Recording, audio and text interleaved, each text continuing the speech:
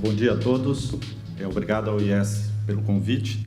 Embora seja uma palestra tampão, mas espero não decepcioná-los, porque eu só tive realmente a tarde de ontem para preparar o material.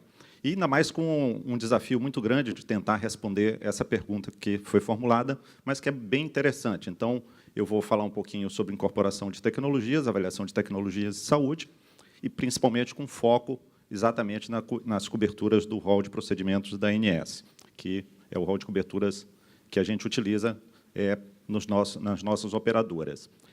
Essa pergunta, eu acho que ela pode ser melhor respondida por cada um de nós, ao final da apresentação, e eu deixo só algumas reflexões. Então, eu não tenho uma resposta para isso. Eu acho que o Luiz já fez um overview do mercado muito bem feito com relação à situação que a gente vive hoje. Então, a gente vive hoje uma situação de alto custo da saúde. A qualidade nem sempre é reconhecida pelos beneficiários, sempre há uma exigência maior por qualidade, isso é natural. Muitas pessoas acham que o rol deixa um acesso limitado, proporciona um acesso limitado aos procedimentos e eventos, e gera um clima de insatisfação, de frustração dos beneficiários. A rede credenciada, por sua vez, de atendimento, ela também não está muito satisfeita, as operadoras estão preocupadas com a sustentabilidade do setor, ou seja, há um clima bem ruim nos últimos anos, principalmente de insatisfação. Tudo isso, obviamente, que tem algumas variáveis que influenciam. E essas variáveis, obviamente, que qualquer um de vocês que a gente fosse conversar, independente desse evento, já saberia que a transição etária, demográfica, epidemiológica, a transição nutricional, com o problema do sobrepeso e da obesidade, que é um problema de saúde pública em todo o mundo, teria como os principais envolvidos nesse setor. E, por fim, o que o Luiz já falou na abertura, a questão da tecnologia. Então, sobre isso que a gente vai falar, vamos focar nesse ponto. A outra situação que a gente identifica e que é muito frequente de observar no relacionamento entre prestador de serviço, quem compra o serviço e quem fornece, é aquela chamada competição de soma zero, onde cada um quer ganhar do seu lado e você termina aquelas forças, dependendo do peso dessas forças, a balança pesa para um lado ou para o outro, e aí termina prejudicando a todo mundo, a todo o sistema de saúde. O outro ponto é a fragmentação do setor, principalmente fragmentação da informação em saúde. A gente sabe que um dos principais pontos de sucesso para você tomar decisão é você conseguir medir os resultados, medir desfechos, e essa fragmentação não ajuda. Na hora que o hospital tem lá o seu prontuário escondido lá dentro do seu sistema informatizado, o plano de saúde tem a base de dados de produção de serviços médicos hospitalares e também não compartilha com o setor, com a indústria farmacêutica, com a indústria de devices, então você termina criando um clima de desconfiança entre as partes e você termina não tendo um resultado que possa agregar valor para aquela pessoa que é a mais importante de todas, que, no caso, é o nosso beneficiário. E, por fim, temos um desafio enorme de tentar mudar esse modelo de atenção à saúde, que, cada vez mais, todo mundo sabe que está esgotado, já foi falado também pelo Luiz, o fee for service, o pagamento por serviço prestado. Então, a gente vai falar um pouquinho disso aqui lá no final, nas reflexões. Também já foi mostrado os dados da inflação médica, a variação do custo médico hospitalar, do próprio ISS mensura isso muito bem, periodicamente, faz um custo variável, e isso mostra que a gente não está conseguindo mais suportar. Os dados da Pesquisa Unidas, eu participo da Pesquisa Unidas diretamente, mas lá, no momento, eu sou vice-presidente da Unidas, das autogestões. Então, embora isso aqui sejam dados das autogestões, você vê que não muda muito, a curva é ascendente, isso é natural com a evolução tecnológica. O problema é até quando a gente vai suportar que essa curva continue crescendo. Também já foi mostrado, o número de beneficiários continua em queda, temos aí mais ou menos 47,5 milhões de beneficiários de plano de saúde, isso já foi bem mais, perdemos aí em torno de 4 milhões no último período, 776 operadoras ativas. Agora, quando a gente compara a sinistralidade entre os vários segmentos das operadoras, os principais, pelo menos, vocês veem que a sinistralidade muda bastante. Então, as autogestões, pela característica que tem, de tipo de cobertura, pela faixa etária dos beneficiários, ela termina tendo uma sinistralidade bem maior do que os demais segmentos. Mas esse não é um número confortável. Então, existem várias operadoras que estão em situações difíceis e que vai ter que ter alguma solução. Então, várias estão com a margem operacional negativa, em torno de 60 operadoras, que têm grande dificuldade de se manter no mercado, e a ANS está acompanhando isso bem. Então, esse contexto que a gente vive hoje, no momento que você tem um orçamento restrito, recursos sendo gastos de forma infinita, a um custo que ninguém mais pode suportar, você tem que definir prioridades. Então, ao definir essas prioridades, para você poder tentar, de alguma forma, racionalizar o uso dos recursos, você tem que decidir. E é nessa hora que entra o papel nosso, de gestores de planos de saúde, que termina tendo que tomar decisões e não dar mais para errar. Então, a gente tem que tomar decisões baseadas em evidências, não tem outra forma. Não há espaço para ficar arriscando, o mercado não sustenta mais isso. Então, todas as vezes que a gente vai tomar uma decisão, existem ferramentas para isso, que a gente vai falar aqui, de tomadas que nos ajudam a tomar essas decisões. Então, ele tem um papel muito importante para saber, eu vou investir mais na minha carteira em doenças crônicas, dependendo do perfil da carteira, na incorporação de tecnologias, principalmente uma coisa que a gente não fala muito no Brasil, né? Eu participo lá, eu sou membro do COS Saúde, a Carla sabe disso, a gente sempre discutiu lá que a gente desincorpora muito pouco procedimento, né? A gente sabe que tem muitos procedimentos, a gente termina desincorporando no rol só aqueles que estão obsoletos ou que não são mais usados na prática. Mas alguns países usam como critério, você só incorpora um novo procedimento, ou uma nova tecnologia, quando você tira uma outra, que vai compensar, de alguma forma, aquela incorporação nova. Bem, também não custa nada lembrar, quem já assistiu a apresentação minha conhece esse slide, que tecnologia em saúde não é só medicamento, ele pode ser um device, pode ser uma técnica cirúrgica, pode ser um novo tipo de exame. Então, existem 4 grupos de tecnologias em saúde. É lógico que a gente sempre foca nesses 4 aí.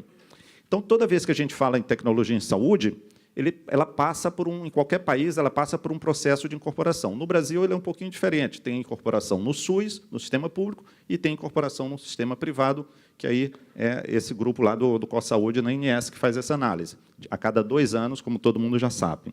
Então, o primeiro ponto que a gente vai discutir quando vai analisar uma nova tecnologia, primeiro, tem cobertura legal?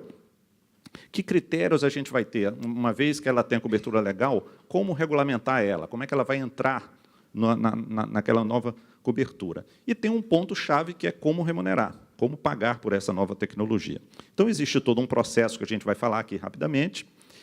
Hoje, é indispensável uma análise técnica mais especializada, não dá para incorporar um novo medicamento oncológico, seja oral ou venoso, sem uma análise especializada, de um grupo especializado, porque é muito complexo, né? São linhas de tratamento, há uma complexidade muito grande, o estudo farmacoeconômico ele não é simples. Então, por isso que, infelizmente, ainda lá no COS Saúde, nós fazemos muito pouco essa avaliação econômica financeira. A gente vê minimamente só, talvez, um impacto orçamentário. Quando a gente vai analisar qualquer tecnologia em saúde, primeiro, a gente tem que ver que população que vai ser atendida pelo sistema de saúde. Isso muda completamente. A minha operadora tem 90 mil vidas, tem 34% de idosos. Se você for ver aí uma seguradora, tem 9% de idosos. Então, são populações completamente distintas. E isso influencia a prevalência e incidência das doenças. Uma outra coisa também, só saber a tua epidemiologia não adianta de nada se você não souber a proporção de pessoas que realmente, no mundo real, vai ter aquele diagnóstico. Então, você sabe, por exemplo, artrite reumatoide, 1%, a epidemiologia diz. Mas, na hora que você passa num funil, que a gente vai mostrar aqui, você vai ter só 0,2%, 0,3% de pessoas que vão ter efetivamente o diagnóstico feito e ser tratados. Então, isso você tem que levar em consideração também nesses estudos. Por isso que dados de mundo real, que a gente chama de cenários do mundo real, são importantes nos estudos, e a gente tem muito pouco também no Brasil. A gente termina importando esses estudos e adaptando. O acesso de beneficiários à nova tecnologia também, de que adianta ter uma super tecnologia e alguém que mora lá em Oriximiná, no Pará, não vai ter acesso. Ele vai ter acesso se ele for para Belém, que é a capital do estado, e por aí vai. A participação no mercado, por exemplo, uma nova droga, um novo medicamento, de que adianta também fazer um estudo, vai incorporar uma nova droga, mas os médicos não vão prescrever porque não gostam ou porque não tem algum benefício com ela, seja o que for. Então, a participação no mercado também é uma análise que tem que ser feita e levada em consideração. O custo estimado individual e o custo populacional daquela nova tecnologia. E, por fim, o quanto isso vai impactar sobre o custo atuarial da operadora, ou seja, qual vai ser o meu custo incremental. Então, são aspectos que a gente tem que sempre levar em consideração. Bem, toda nova tecnologia, não tenha dúvida de que ela tem sempre um potencial enorme para aumentar a duração e a qualidade de vida. Isso a oncologia é um excelente exemplo. Para aumentar as taxas de cura em determinadas situações, reduzir a dor, o sofrimento do paciente, recuperar a capacidade funcional e profissional. Porém, ela vem sempre, ou quase sempre, associada, dificilmente ela não é associada a um aumento de custos. E quem pode responder essa pergunta é a economia da saúde, a farmacoeconomia, que é aquela que vai avaliar se aquele procedimento que está sendo incorporado realmente traz valor para o paciente ou não, no caso, no nosso beneficiário. O Luiz também falou na abertura, ele falou a palavra, o termo cost saving, que não tem muita tradução, mas aqui é só para vocês entenderem, quando a gente analisa e vai decidir por uma incorporação de tecnologia, seja no Conitec, seja no COSAúde, no sistema público ou privado, ou qualquer outro estudo, é importante esse quadro aqui, não precisa, obviamente, ninguém decorar, mas é só para entender que existem tecnologias que custam mais e trazem mais benefícios. E tem outras que não trazem, que não praticamente nada, que são mais caras e piores. E tem as que são mais baratas e melhores. As mais baratas e melhores, mais efetivas, aí é o que a gente chama de cost saving. Não tem nenhuma dúvida de que, se uma tecnologia for mais efetiva e mais barata, todos nós vamos querer, certo? Para o país. Porém, o problema está aqui em cima, quando ela é mais efetiva, mas ela também é mais cara. Aí existe uma linha de corte. E essa linha de corte é que é o difícil, e cada país adota uma metodologia diferente. Então, foi aquilo que o Luiz falou, ele falou lá do PIB, né, de considerar o PIB per capita do país. Então, a Organização Mundial de Saúde recomenda que, se aquela tecnologia for até 3 vezes o PIB per capita do país, ela deveria, ou sugere-se que seja incorporada. Mas isso não é uma coisa amarrada, fechada. Cada país leva em consideração de uma forma diferente. Então, a dificuldade é aqui. Ele está abaixo aqui dessa linha ou acima dessa linha? Se estiver acima dessa linha, se for 3 vezes o PIB per capita e mais R$1, aí só por isso eu não incorporo? Ou, se ele tiver só R$1 abaixo do PIB, 3 vezes o PIB per capita, aí eu incorporo? Então, assim, tem umas dificuldades que não é tão simples como eu estou falando para essa decisão. E, para isso, existem as ferramentas de farmacoeconomia. Bem, eu tive agora, semana passada, lá na ISPO. A ISPO é a Sociedade Internacional de Farmacoeconomia, um evento que acontece todos os anos, internacional, e o que mais se falou nesse ano na ISPO foi um negócio que está bem aqui, ó.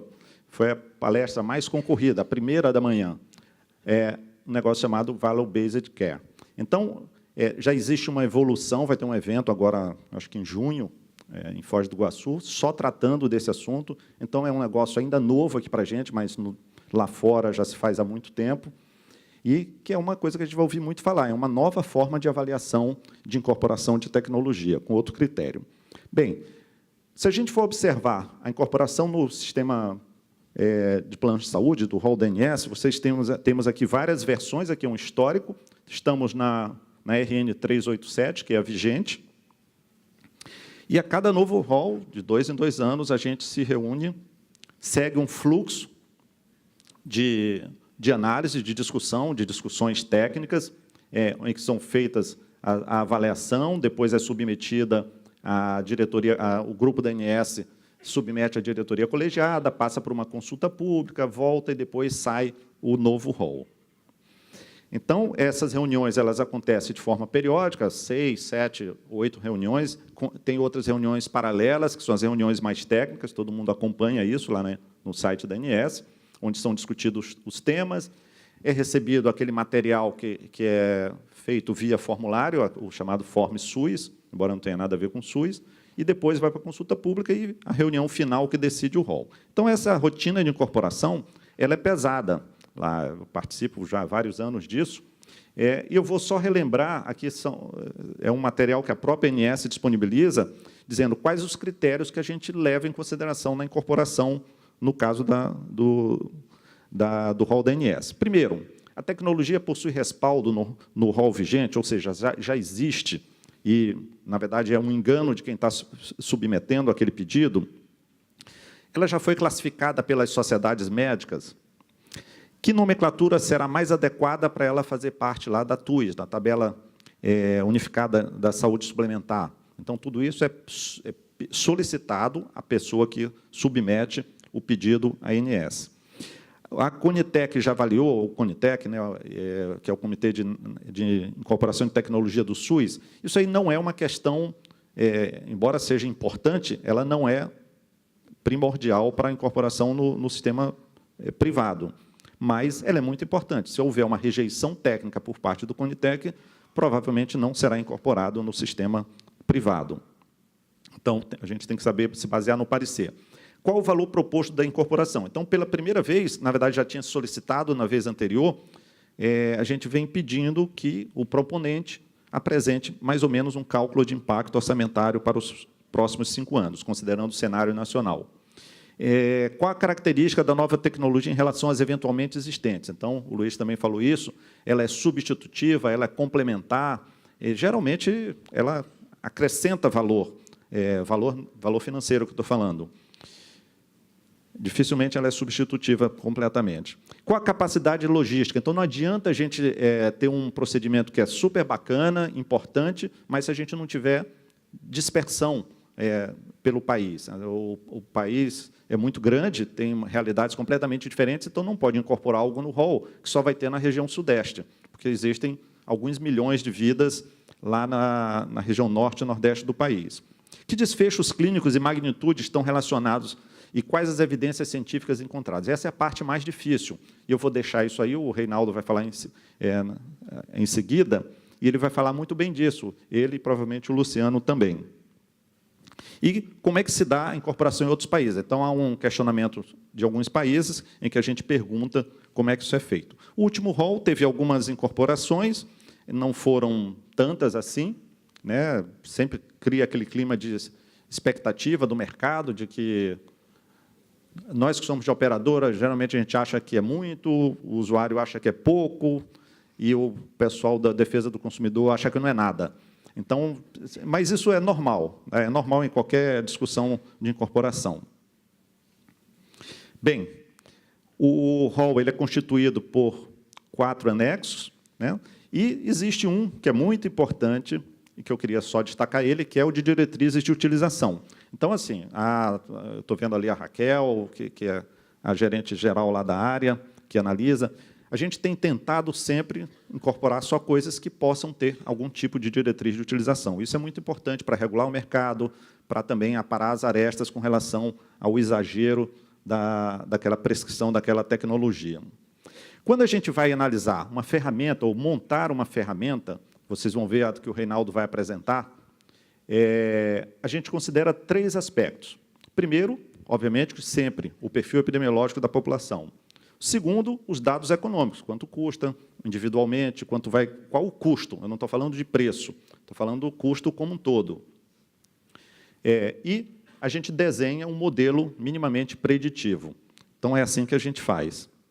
Quando a gente considera perfil epidemiológico, aqui que eu queria destacar, aquilo que eu comentei anteriormente, que é o seguinte, uma coisa é você ter uma doença, a prevalência da doença na população. Outra coisa é esse paciente ter ciência de que ele está doente. Então, você já vai causando uma diminuição daquela população que você sabe que, cientificamente, é um número X de pessoas. Depois, nem todos esses pacientes que têm conhecimento da doença vão ter acesso ao cuidado, ou porque ele é descuidado, ou seja, ele não procura o serviço médico, ou porque ele tem dificuldade, barreiras ao acesso. Um outro grupo desses que têm acesso ao cuidado vão se cuidar, ou seja, se tratar efetivamente. Ele sabe que tem a doença, mas não se cuida, não se trata. E aí, aqueles que se tratam ainda têm a barreira de saber se ele vai ter acesso ou não àquela droga, àquele novo procedimento. E, por fim, ainda tem a adesão, o compliance. Então, essa barreira é muito grande. Então, às vezes, todo ano, quando sai um novo rol, você ouve falar, vai quebrar 50 operadoras, 100 operadoras, e, na verdade, não quebra tanto só pelo rol. Eu, pelo menos, não tenho conhecimento. Por conta disso, porque embora haja demanda reprimida, mas isso vai acontecendo gradativamente e as pessoas vão se adaptando. Pelo menos esse é o meu aspecto. O outro lado é a questão econômica, quanto é que custa o procedimento. Isso depende do perfil da população, se é mais idosa, mais jovem, se ela é mais doente ou mais saudável, da demanda pelos serviços, ou seja, se é uma operadora que tem pouca regulação ou não cuida bem da sua carteira, do custo do serviço, o quanto você tem de poder de negociação. Então, obviamente, que uma seguradora com 5 milhões de vidas, eu com 90 mil vidas, essa de 5 milhões tem muito mais poder de barganha e de negociação do que uma operadora pequena. E também do mecanismo de pagamento, que já foi falado, que o nosso ainda é cruel. Então, quando a gente fala de perfil da população, a gente tem que conhecer a nossa população. Aí entra toda a questão da parte de sistema informatizado. Se a gente quer controlar a demanda, temos que, de alguma forma, racionalizar e gerenciar essa atenção à saúde. E gerenciar os custos, os insumos, e incentivar outros meios de pagamentos. Embora sempre se fale muito de pagamento por resultados, por desfechos, pagamento por performance, não há nenhuma evidência científica, pelo menos que eu conheça, de que pagamento por performance melhorou a qualidade da atenção à saúde. Tá? Então, não existe. Existem elementos que indicam uma boa prática, mas não que melhore a qualidade da atenção à saúde, pelo contrário. Então, assim, é lógico que ele é importante, de alguma forma, mas eu acho que no Brasil só vai funcionar um modelo híbrido, opinião pessoal.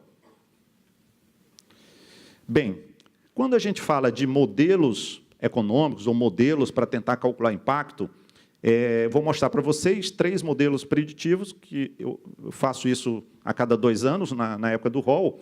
Então, você parte exatamente daquilo que eu falei, da expectativa da população, da epidemiologia. Esse aqui até a gente levou para apresentar no exterior, num evento da ISPO. Então, foi o da RN 262, o rol há 4 anos atrás, em que a gente, quando entrou aqueles tratamentos imunobiológicos para artrite reumatoide, então tinha um impacto um pouquinho maior. Mas é muito importante você ter essas ferramentas e que sejam ferramentas que possam ser customizadas para a realidade de cada operadora ou de cada cenário.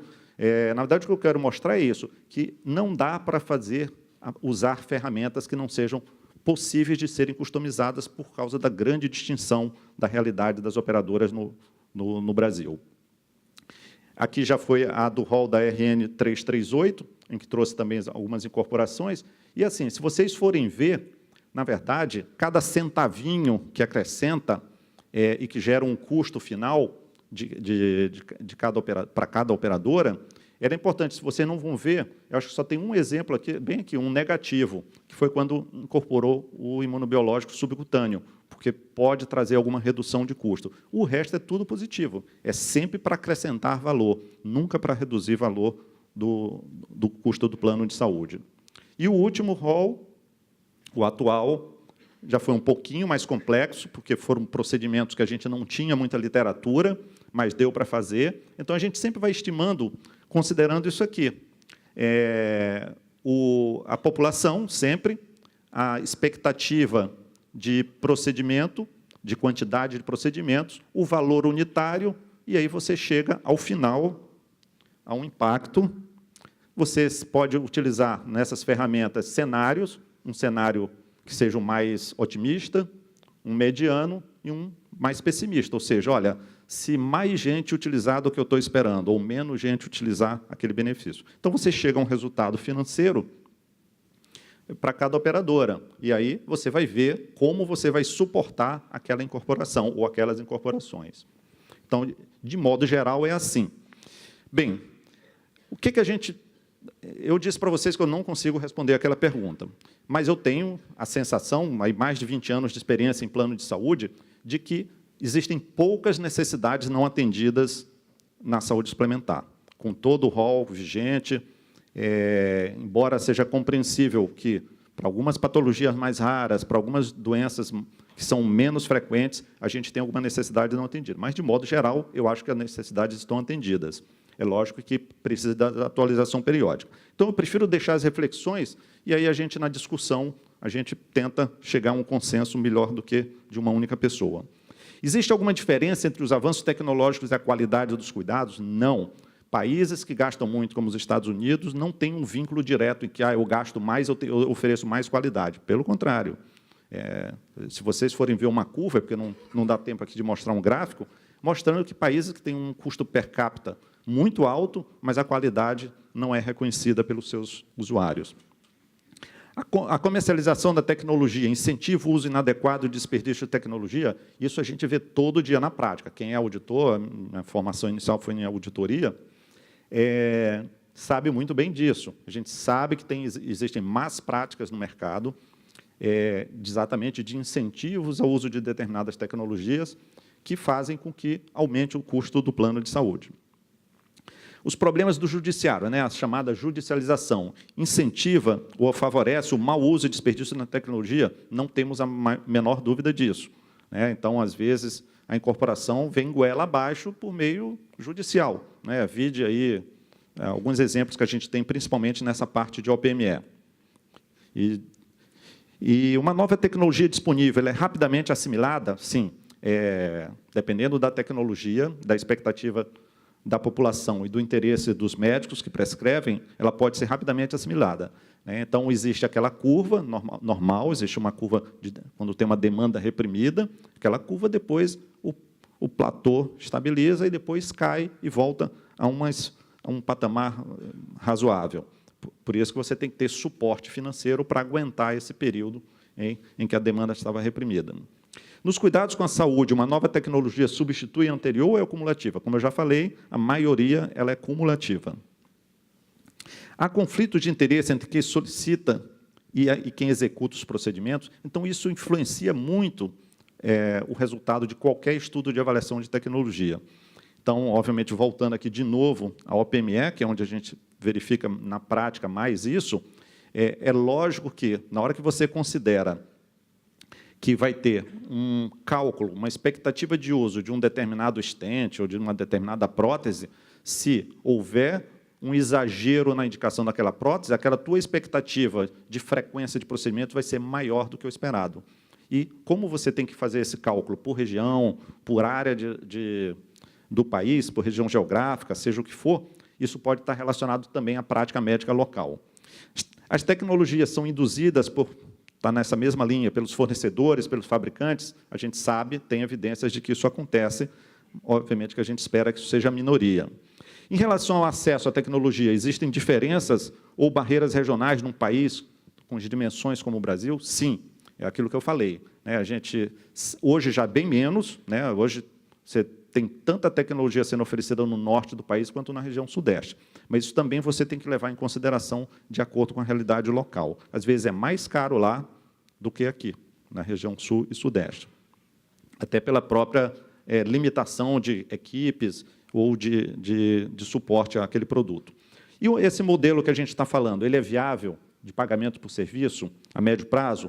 Qual o novo modelo que a gente poderia aplicar no Brasil? Então, eu não tenho a menor dúvida, pessoalmente, que tem que ser um modelo híbrido. De repente, para algumas coisas, o pagamento por performance vai ser bom, outras vai ter que continuar como fee for service, outras vai ter que ser captação, e por aí vai. Então, é isso que a gente tem que discutir aqui ao final do evento.